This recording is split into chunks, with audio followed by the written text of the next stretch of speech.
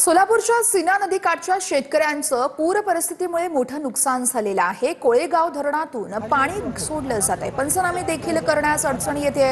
मूग उडीद पिकांचं त्यामुळे मोठ्या प्रमाणात नुकसान झालंय।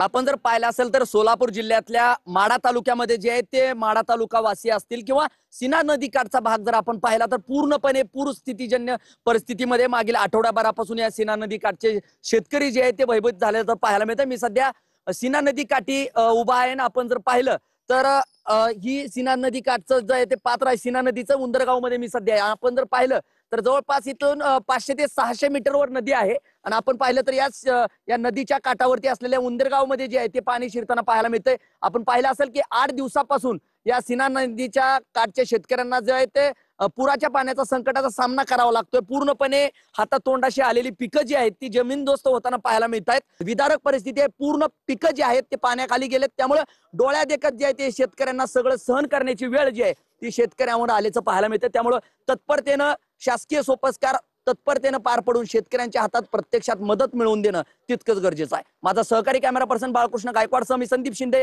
TV9 मराठी, सीना नदीकाठ, उंदरगाव, माढा, सोलापूर।